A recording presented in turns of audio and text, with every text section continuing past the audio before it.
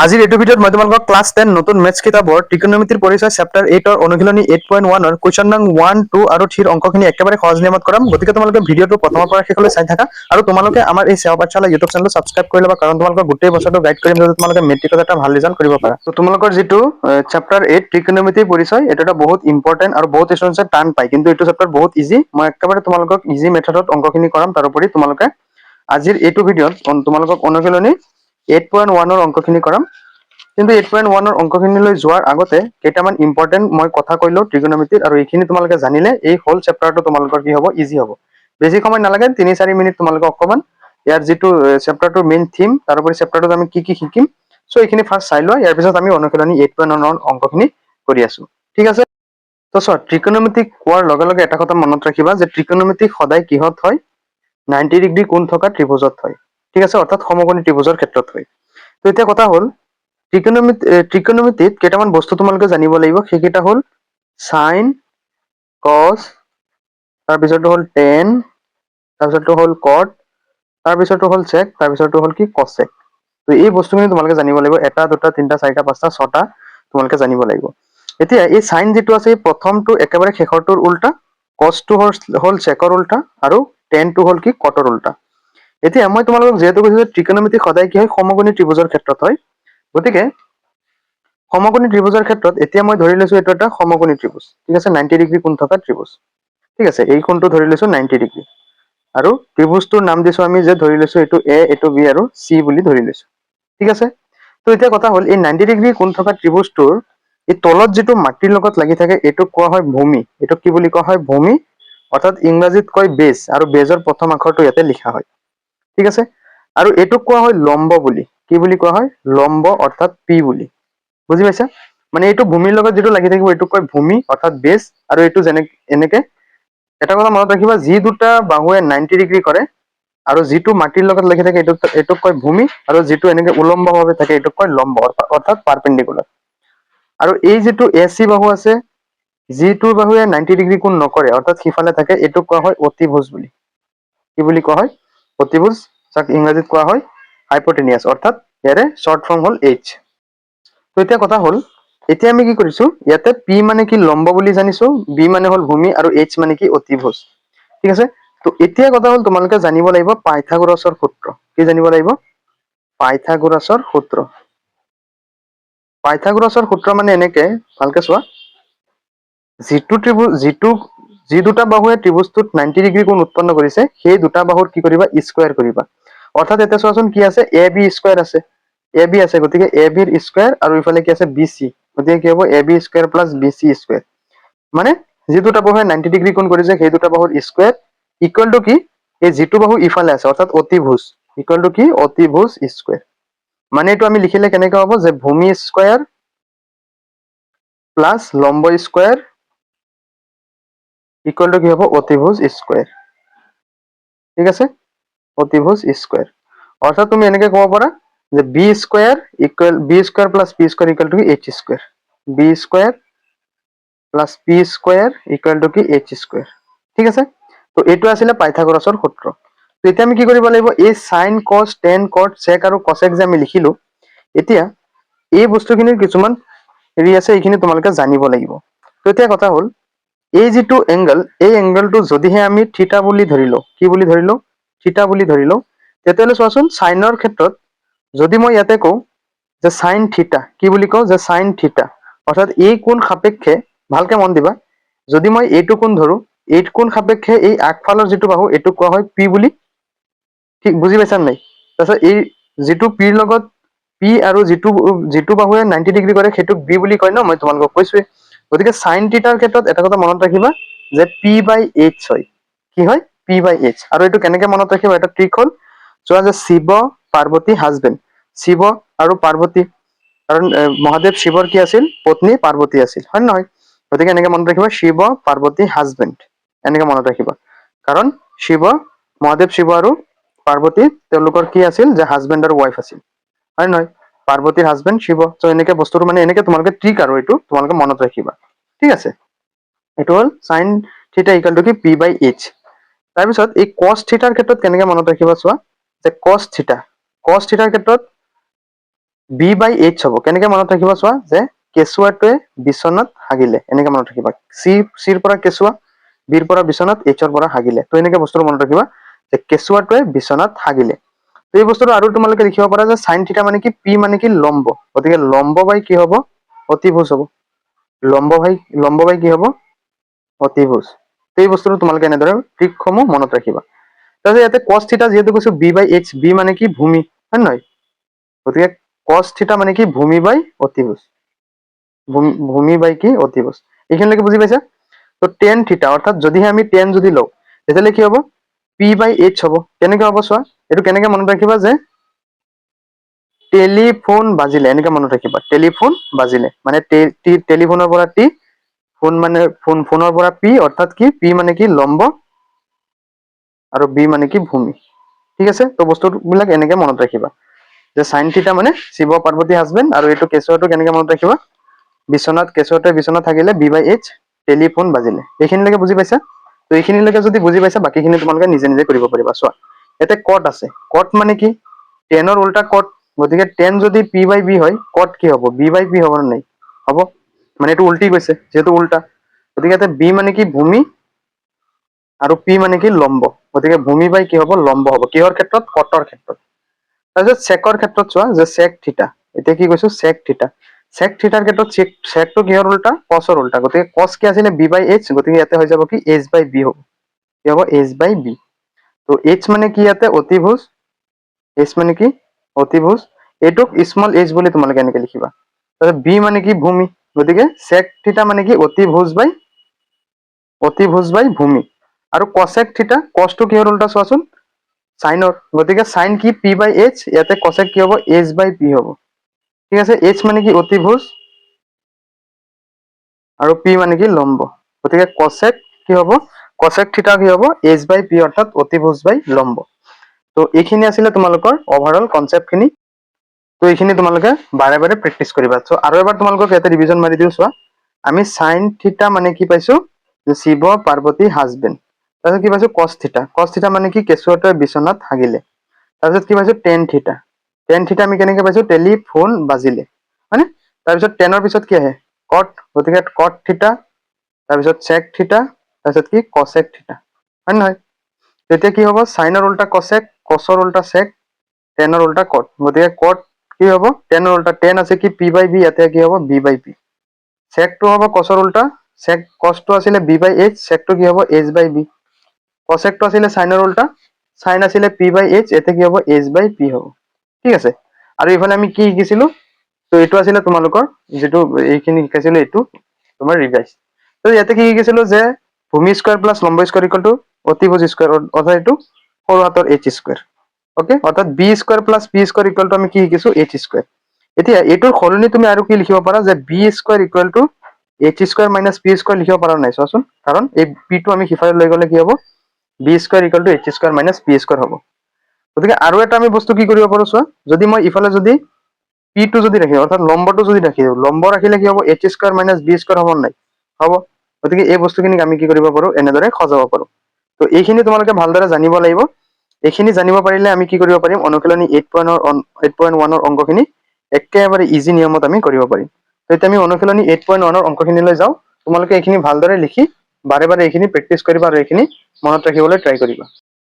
তো অনুশীলনী 8.1ৰ অংকখিনি আমি কৰো। চোৱা, 1 নম্বৰ আমাক কি কৈছে, যে ত্ৰিভুজ এ বি চিৰ বি কোণ সমকোণ, আৰু A B equal to 24 centimetre, B C equal to 7 centimetre হলে আমি এইখিনি উলিয়াব লাগে।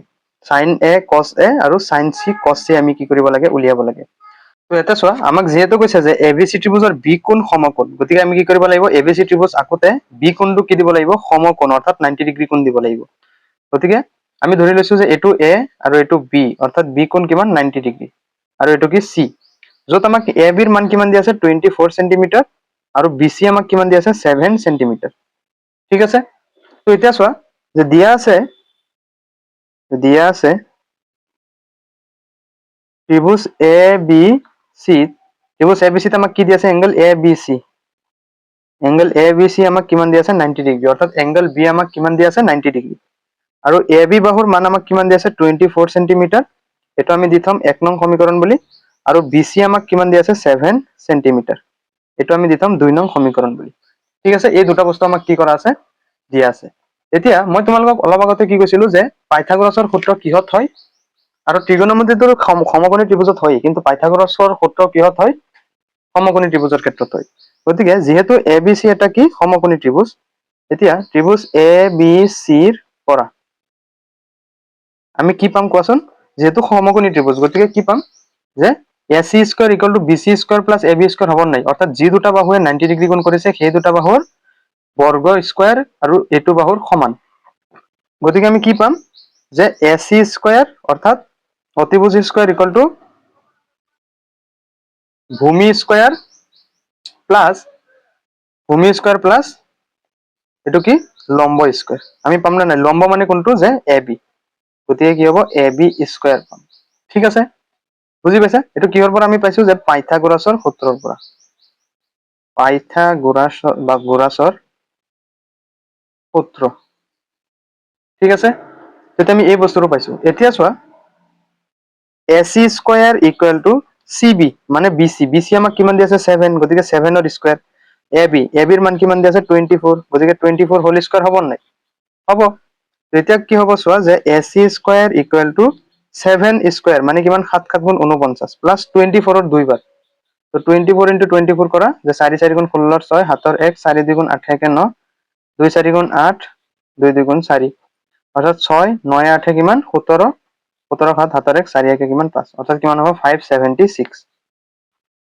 তো এতিয়া 576ৰ লগত আমি কি কৰিম 49 টো প্লাস কৰিম যে A C square equal two এই দুটা এতিয়া প্লাস কৰা যে 6 9 কিমান 15 15 5 7ৰ 1, তাৰপিছত 7 4 কিমান 11 1 12 2 7ৰ 1 5 1 6, অৰ্থাৎ কিমান পাইছো যে 625। এতিয়া কি স্কোয়াৰ কৰিলে 625 হয়, তো 625ৰ আমি কি উলিয়াম বৰ্গ উলিয়াম, তো 625। এতিয়া কি হ'ব চোৱা এই দুটা আৰু এটা সংখ্যা ল'ব লাগিব, ইয়াতে যদি মই কি কৰো 2 যদি লওঁ, ইয়াতে 2 যদি দিওঁ 4 হ'ব, 3 ল'লে 3 3 গুণ 9 হৈ যাব, সেইটো কাৰণে 2 2 গুণ কিমান ল'ম 4, 2 2 গুণে 4, 6ৰ পৰা 4 গ'লে কিমান 2 আৰু আছে কিমান, এতিয়া চোৱা 2 2 কিমান হ'ব 4 হ'ব। এই আগতে তোমালোকক এইটো নিয়ম শিকাইছিলো 2 2 4। এতিয়া ইয়াতে এনেকুৱা সংখ্যা ইয়াতে এনেকুৱা সংখ্যা বহুৱাব লাগে যে এই 225 হয়। তো ইয়াতে যদি মই 5 বহাও, ইয়াতে যদি মই 5 বহাও, 5 5 গুণ 25, চোৱা চোৱা 45ৰ লগত 5 পূৰণ কৰা, এইটো চোৱা 5 5 গুণ 25 5 7ৰ 2 5 4 গুণ 20 2 22, সেইটো চাইছে নাই 225 হৈছে নাই, 225 হৈছে মানে কিমান হ'ব 25 হ'ব। অর্থাৎ এ চি ইকুয়াল টু আমি কি এ চিৰ যদি স্কোয়ারটো যদি উঠাই দিও কি হ'ব, ইফালে 625 হ'ব, মানে এ চি কি হ'ব 625। আমি কেনেকে পাম যে 25 পূৰণ 25 কৰিলে আমি কি পাম 625 পাম, হয়নে? তো ইয়াৰ পৰা আমি কি পাম যে এ চি ইকুয়াল টু 25 কেইটা দুটা, তো 25 স্কোয়ার। এতিয়া স্কোয়ার আৰু ৰুট কটা যায়, স্কোয়াৰ আৰু ৰুট কটা গ'লে এ চিৰ মান আমি কিমান পালো, এ চিৰ মান আমি পালো 25 সেন্টিমিটাৰ। এচিৰ মান কিমান পালো 25 সেন্টিমিটাৰ। ঠিক আছে, এইটো অসমীয়াতে লিখিলো, ইয়াতে ইংৰাজীত লিখিছিলো, একো কথা নাই, তোমালোকে ইংৰাজী বা অসমীয়া যিকোনো এটাই লিখি ল'বা। ওকে, তো আমি এচিৰ মান কিমান পালো 25 সেন্টিমিটাৰ। ভালদৰে চোৱা আমি এইটো পালো যে 25 সেন্টিমিটার। তো আমাক এতিয়া উলিয়াব দিছে যে সাইন এ কস এ। তো এতিয়া চোৱা সাইন এৰ ক্ষেত্ৰত কি হ'ব, চোৱা এক নম্বৰ যে আমাক কৈছে এংগল এ সাপেক্ষে, চোৱা ভালকে আমাক কৈছে সাইন এ, তো চোৱা সাইন এ মানে কি এ কোণ সাপেক্ষে, ভালদৰে চোৱাচোন এ কোণ সাপেক্ষে এই এ কোণৰ বিপৰীত বাহু যিটো এইটোক কোৱা হয় পি বুলি। ঠিক আছে, তো আমি জানো যে সাইনৰ হেৰি কি যে শিৱ পাৰ্বতী হাজবেণ্ড, অৰ্থাৎ P/H, হয় নে নহয়? তো এংগল এ কোণ সাপেক্ষে পি কোনটো হ'ব যে আগফালৰ যিটো বাহু, এইটো ভালদৰে ধ্যান দিবা, আগফালৰ যিটো বাহু এইটো হৈ যাব পি, আৰু যি দুটা বাহুৱে 90 ডিগ্ৰী কৰিছিল এইটো পি আৰু বি থাকে, হয় নে নহয়? গতিকে এইটো যদি পি হয় এইটো বি হৈ যাব, আৰু এইটো কি হৈ যাব এইচ হৈ যাব।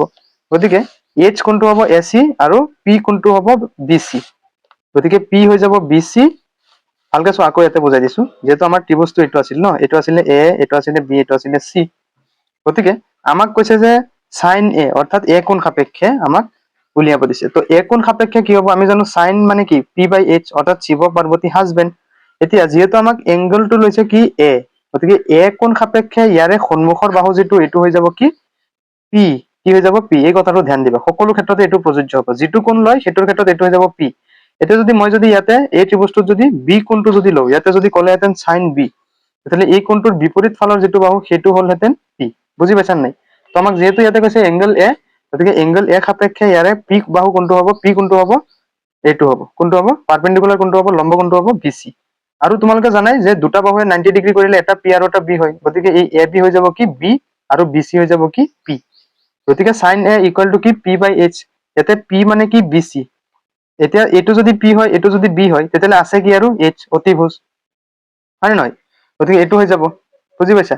তো এইটো হৈ যাব কি? এইচ, হাইপোটেনিয়াছ, আৰু এইটো কি? বেছ, আৰু এইটো কি? পাৰপেণ্ডিকুলাৰ। তো পি মানে কি?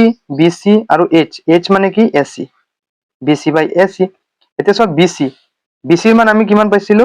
যে 7 divide by A C, A C কিমান পাইছিলো? 25। গতিকে কি হ'ব? 7 বাই কি হ'ব? 7 বাই 25। এইটো হৈ যাব কি? সাইন এৰ ক্ষেত্ৰত। ঠিক আছে, নেক্সট আমাক উলিয়াব দিছে যে কস এ। নেক্সট আমাক কি উলিয়াব দিছে? কস এ। তো কস এ, চোৱা এতিয়া আমাক কি কৈছে? কস এ। তো আমি জানো কস মানে কি? কসৰ হেৰিটো কি আছিলে? কেঁচুৱাটোৱে বিচনাত হাগিলে। তো কি হ'ব? কস এ ইকুৱেল টু কি? বি বাই এইচ। তো এতিয়া চোৱা ত্ৰিভুজটোত আকৌ ভালদৰে ধ্যান দি চোৱা।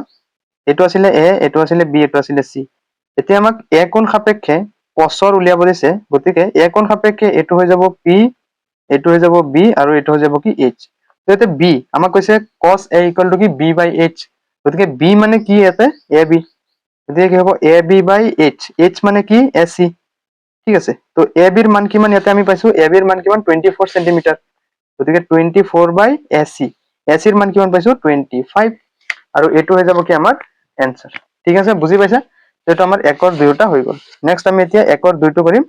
একৰ দুই আমাক কৈছে সাইন চি কস চি। এতিয়া চাবা আমাৰ টাৰ্গেট হ'ল চি। চোৱা আমাক উলিয়াব দিছে সাইন চি আৰু কস চি। তো চোৱা সাইনৰ ক্ষেত্ৰত আৰু কসৰ ক্ষেত্ৰত কি হ'ব? আমি জানো যে সাইন মানে কি? পাৰ্বতী হাজবেণ্ড, শিৱ পাৰ্বতী হাজবেণ্ড, অৰ্থাৎ সাইন চি, সাইন মানে কি? পি বাই এইচ, আৰু কস মানে কি? বি বাই এইচ, হয় না? আমি এইখিনি পাইছিলো। তেতিয়া চোৱা আমাক এতিয়া কোন ল'ব দিছে? C two. তো আমি এইটো ধৰি লৈছো 90 ডিগ্ৰী, ভালদৰে আঁকিবা। এ বি চি ত্ৰিভুজ আছিলে, এই ওপৰত এইটো ত্ৰিভুজৰ কথা কৈছো। তো ইয়াতে কি আছিলে? এ বি চি ত্ৰিভুজৰ বি কোণটো সমকোণ। এতিয়া আমাক যিহেতু কৈছে যে এতিয়া কোন কোনটো ল'ব দিছে? চি টু ল'ব দিছে, এই কোণটো ল'ব দিছে। আগতে আছিলে এ, গতিকে এৰ ক্ষেত্ৰত পি হৈছিলে এইটো। এতিয়া আমাক যিহেতু চি কৈছে, গতিকে চিৰ ক্ষেত্ৰত পি টু হ'ব। ফাৰ্ষ্ট টাৰ্গেট ধৰিবা পি। গতিকে যিটো কোণ দিব সেই কোণৰ সন্মুখৰ বাহুটো হৈ যাব পি, মানে ইয়াতে পি কি হ'ব? এ বি হ'ব। বুজি পাইছা নাই? সাইন কি কৰিছে? জাষ্ট চেঞ্জ কৰিছে। গতিকে চি সাপেক্ষে এংগল চি, অৰ্থাৎ কোন চি সাপেক্ষে ইয়াৰে যিটো লম্ব হ'ব, সেই লম্বটো কি হৈ যাব? পি হ'ব। গতিকে পি মানে কি? A B. গতিকে এ বি, এতিয়া চোৱা এইটো যদি পি হয়, এইটো বি চি অটমেটিক বি হৈ যাব নাই? বি হ'ব। আৰু যিটো বাহু থাকিব সেইটো কি হ'ব? এইচ হৈ যাব, হাইপোটেনিয়াছ। অৰ্থাৎ কি? A B by H. H মানে কি? এ চি, হয় নহয়? এতিয়া এ বিৰ মান আমি কিমান পাইছিলো? ওপৰত চোৱা, এ বিৰ মান পাইছিলো আমি 24 সেন্টিমিটাৰ। গতিকে এ বিৰ ক্ষেত্ৰত 24 divided by A C. A C মানে আমি কিমান পাইছিলো? 25। গতিকে 24 বাই 25। চাইছানে কিমান ইজি? নেক্সট আমাক কৈছে কস চি। এতিয়া চি সাপেক্ষে আমি কি উলিয়াম? বি বাই এইচ। বি মানে কি? বি চি ডিভাইডেড বাই এইচ। এইচ মানে কি? A C. এতিয়া বি চি, বি চিৰ মান কিমান ইয়াতে চোৱাচোন? বি চিৰ মান হ'ল 7 সেন্টিমিটাৰ। গতিকে আমি ইয়াতে 7 বহুৱালো, divide by A C. A C মানে আমি কিমান পাইছো? 25 অলৰেডি পাই থৈছো। গতিকে কি হ'ব? 7 বাই 25। তো আমাৰ চোৱা একৰ দুয়োটা হৈ গ'ল। আৰু তোমালোকে এইখিনি অকমান মনোযোগেৰে ভালদৰে ক্লাছটো এটেণ্ড কৰিলে আটাইখিনি বুজি পাই যাবা, কাৰণ মই একেবাৰে ইজি নিয়মত মই তোমালোকক বস্তুখিনি বুজাবলৈ ট্ৰাই কৰিম। ঠিক আছে, তো এইটো হৈ গ'ল আমাৰ 1 নম্বৰটোৰ সলিউশন। নেক্সট যদি আমি 2 নম্বৰটো কৰিম, 2 নম্বৰটো আমাৰ কি? চিত্ৰ দিয়া আছে ধুনীয়াকে। তো চোৱা, তো আমাক 2 নম্বৰ কুৱেশ্যনটো কি দিছে? যে চিত্ৰ 8.13 পৰা tan p minus cot r কি কৰিব লাগে? আমি নিৰ্ণয় কৰিব লাগে। তো আমি কি কৰিব লাগিব? চোৱা ইয়াতে চোৱা যে চিত্ৰটোত আমাক দুটা বাহু, অৰ্থাৎ যিটো তোমাৰ পি দিয়া আছে আৰু এইচটো আমাৰ এইচৰ মানটো আমাক দিয়া আছে। আমি কি কৰিব লাগে? বিৰ মান উলিয়াম। বিৰ মান উলিয়াই আমাক ইয়াতে কৈছে tan p, অৰ্থাৎ পি কোণ সাপেক্ষে আমি টেনৰ মান উলিয়াম, আৰু আৰ কোণ সাপেক্ষে কটৰ মান উলিয়াম। ঠিক আছে, তো মান উলিয়াই আমি কি কৰিম? দুয়োটা মাইনাছ কৰি দিলে আমাৰ কি ওলাই যাব? মানটো ওলাই যাব। তো চোৱা যিহেতু আমাক ত্ৰিভুজ ইয়াতে দিছে পি কিউ আৰ, হয়নে? তো ত্ৰিভুজ পি কিউ আৰৰ কিউ আৰ বাহুটো আমি উলিয়াব লাগিব, হয়নে? চোৱা যে দিয়া আছে ত্ৰিভুজ পি কিউ আৰৰ এংগল কিউ কোণটো আমাক কি দিছে? সমকোণ দিছে, হয় নে নহয়? গতিকে সমকোণী ত্ৰিভুজৰ ক্ষেত্ৰত আমি পাইথাগোৰাছৰ সূত্ৰ ইউজ কৰিব পাৰিম। আমাক কি দিয়া আছে যে পি কিউৰ মান কিমান দিয়া আছে 12 সেন্টিমিটাৰ হয়নে কিমান দিয়া আছে 12 সেন্টিমিটাৰ তাৰপিছত পি আৰৰ মান কিমান দিয়া আছে 13 সেন্টিমিটাৰ কিমান দিয়া আছে 13 সেন্টিমিটাৰ আমাক দিয়া আছে পি আৰৰ মান এতিয়াকে আমি কি উলিয়াব লাগে কিউ আৰৰ মান উলিয়াব লাগে হয় নহয় আমি কি উলিয়াম কিউ আৰৰ মান উলিয়াই লম ঠিক আছে তো আমি কিউ আৰৰ মান কেনেকৈ উলিয়াম ত্ৰিভুজ পি কিউ আৰৰ এই তোমাৰ পাইথাগোৰাছৰ সূত্ৰ ইউজ কৰি পাম ত্ৰিভুজ পি কিউ আৰৰ পৰা আমি কি পাম কোৱাচোন ত্ৰিভুজ পি কিউ আৰৰ পৰা আমি কি পাম যে P R square equal to P Q square plus Q R square হ'ব হয় নহয় গতিকে কি হ'ব P R square equal to P Q square plus Q R কি হ'ব স্কয়াৰ ঠিক আছে কিহৰ পৰা পাইছো যে পাইথাগোৰাছৰ সূত্ৰ মতে পাইথাগোৰাছৰ সূত্ৰ মতে আমি এইটো পাম তো ইয়াতে চোৱা পি আৰ স্কয়াৰ অৰ্থাৎ পি আৰৰ মান কিমান দিয়া আছে চোৱাচোন 13 হয়নে কিমান দিয়া আছে 13 গতিকে কি হৈ যাব যে 13 whole square equal to P Q R মান কিমান 12 গতিকে 12 whole square plus Q R square ঠিক আছে 13 হোল স্কয়াৰ মানে কিমান 13 দুটা চোৱা 3 3 গুণ 9 3 1 গুণ 3 1 3 গুণ 3 1 1 গুণ 1 অৰ্থাৎ কিমান হ'ব 169 কিমান হ'ব 169 এতিয়া 12 12 গুণ চোৱা 2 2 গুণ 4 2 1 গুণ 2 1 2 গুণ 2 1 1 গুণ 1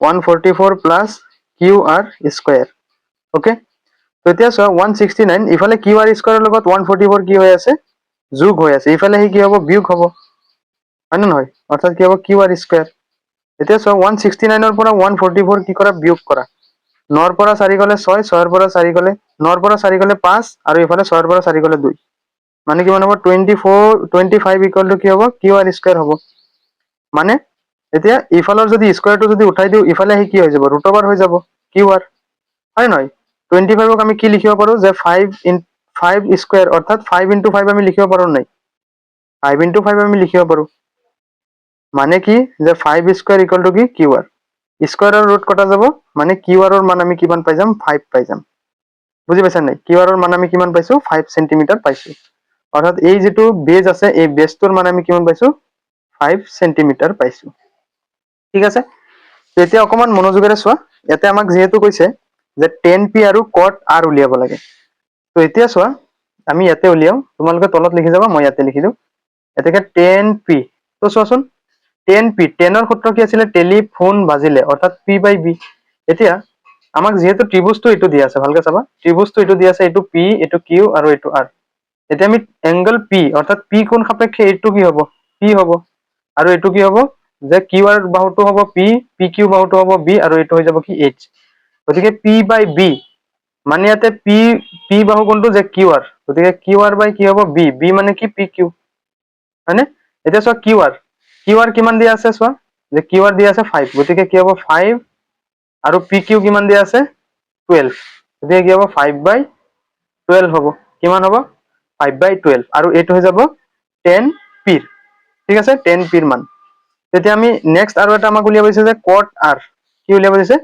cot r এতিয়া চোৱা যে cot r এতিয়া আমাক ত্ৰিভুজটোত r ল'ব দিছে r কোন সাপেক্ষে তো চোৱাচোন ত্ৰিভুজটো কেনেকে আছে চোৱা এনেকে তো এটো হল p এটো হল q এটো হল r এতিয়া r কোন সাপেক্ষে কি হ'ব চোৱাচোন r কোন সাপেক্ষে এই সন্মুখৰ বাহুটো কি হৈ যাব p হৈ যাব অৰ্থাৎ pq হৈ যাব p আৰু এটো হৈ যাব b আৰু এটো হৈ যাব h হয় নাই কাৰণ যেটো কোণ লোৱা হয় সেটো কোণৰ সন্মুখৰ বাহুটো সদায় কি হয় p হয় গতিকে tan টো কি আছিল ভালকে চোৱাচোন ইফালে এনেকে আছিল যে tan sin cos tan cot sec আৰু cosec আছিলে মানে sin টো cosec ৰ উল্টা cos টো sec ৰ উল্টা আৰু tan টো cot ৰ উল্টা মানে tan টো cot ৰ উল্টা এতিয়া tan যেহেতু p by b cot কি হ'ব b by p হ'ব নাই b by p হ'ব অৰ্থাৎ এতিয়া আমি কি কৰিম r কোণ সাপেক্ষে লম কি কোণ সাপেক্ষে r কোণ সাপেক্ষে তেতিয়া চোৱা r কোণ সাপেক্ষে যদি আমি লও এটো কোণ সাপেক্ষে p কোণটো হ'ব আগফালৰটো হ'ব অৰ্থাৎ pq হ'ব আৰু b কোণটো হ'ব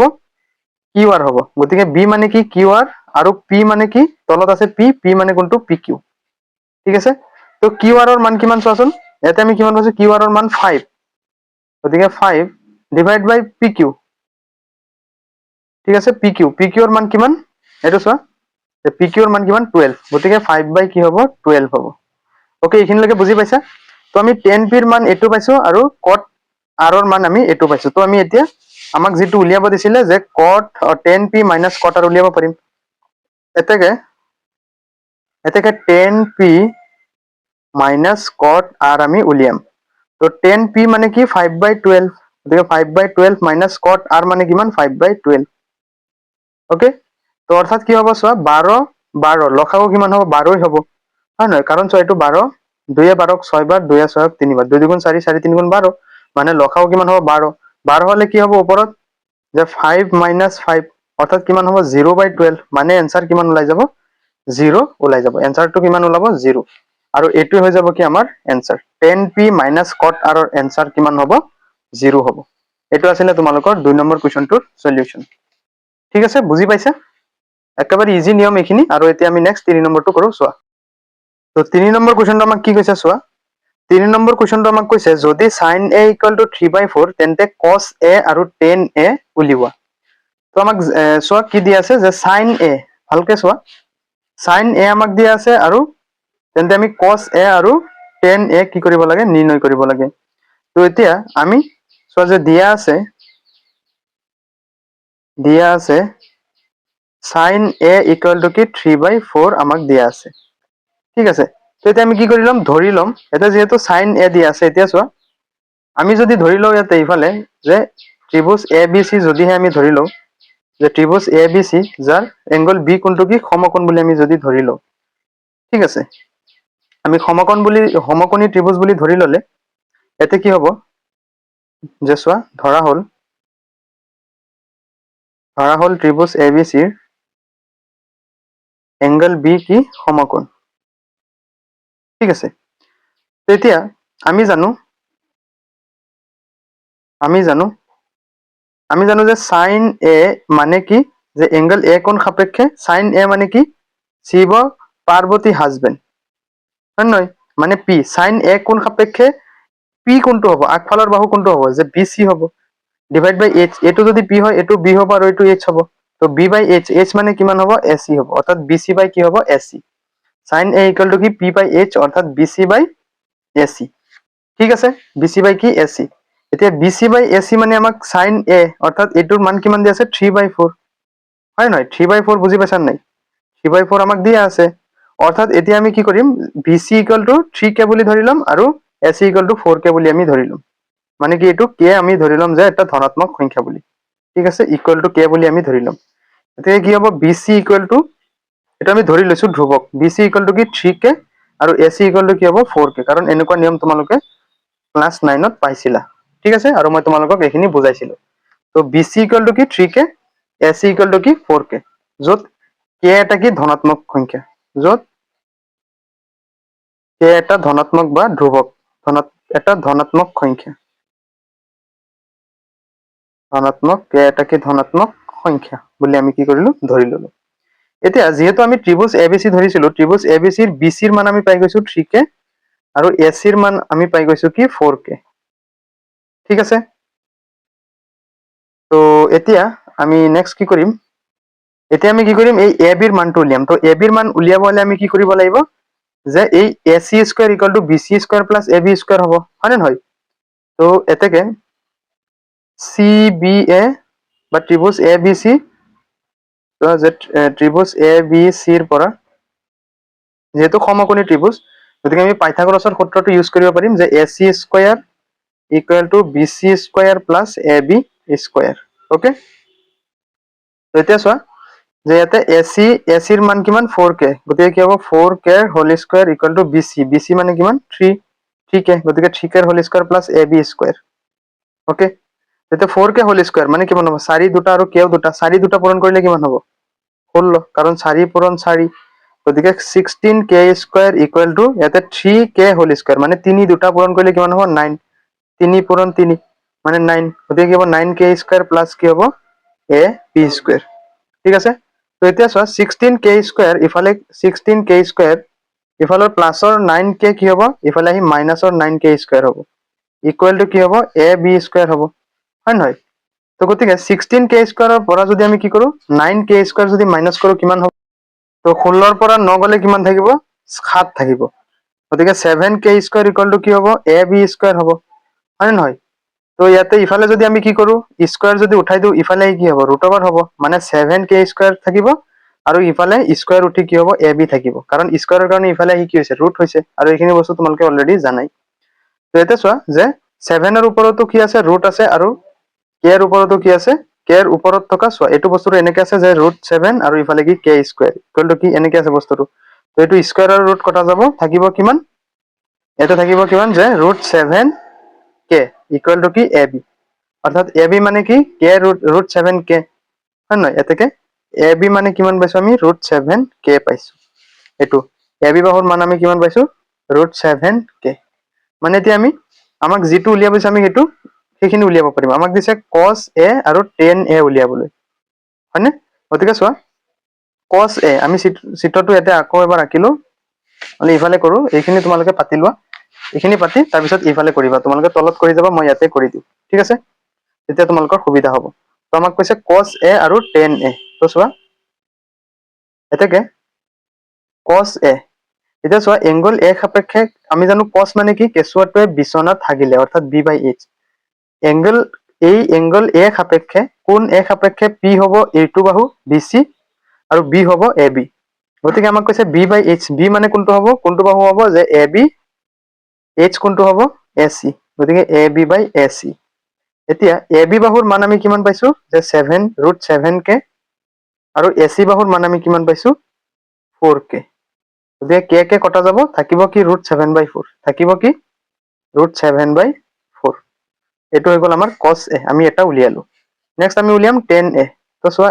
আকৌ tan a এতিয়া এংগল a সাপেক্ষে p হ'ব এটো b হ'ব এটো h হ'ব এটো তো আমি tan মানে কি জানো টেলিফোন বাজিলে অৰ্থাৎ p/b হয় নহয় অৰ্থাৎ p মানে কি পাইছো আমি ইয়াতে যে bc ডিভাইড বাই b b মানে কি পাইছো ab হয় নহয় তো bc ৰ মান আমি কিমান পাইছো bc ৰ মান চোৱা bc ৰ মান কিমান পাইছিলো 3k গতিকে 3k আৰু ab ৰ মান আমি কিমান পাইছো √7k তো k কে কটা গল থাকিল কিমান 3/√7 কিমান থাকিল 3/√7 আৰু এইটো হৈ যাব কি আমাৰ आंसर যিখিনি আমাক উলিয়াব দিছিল আমি সেইখিনি উলিয়ালো তো আজিৰ এইটো ভিডিঅ'ত মই তোমালোকক অনুশীলনী 8.1 ৰ কোৱেশ্চন নং 1 2 আৰু 3 কৰালো ইয়াৰ নেক্সট ক্লাছত মই তোমালোকক বাকি অংকখিনি কৰাম গতিকে তোমালোকে নেক্সট ভিডিঅ'টো প্লেলিষ্টত পাই যাবা বা আজিৰ ভিডিঅ' ডেসক্ৰিপচন চেক কৰিলে তোমালোকে পাই যাবা তো তোমালোকে ভিডিঅ'টো লাইক কৰি আমাৰ এই সেৱা পাঠশালা ইউটিউব চেনেলটো সাবস্ক্ৰাইব কৰিবা কাৰণ সাবস্ক্ৰাইব কৰিলে তোমালোকৰ ওচৰত নেক্সট ভিডিঅ'টো গৈ পাব গতিকে আজিলৈ আহিছো বাই বাই টেক কেয়াৰ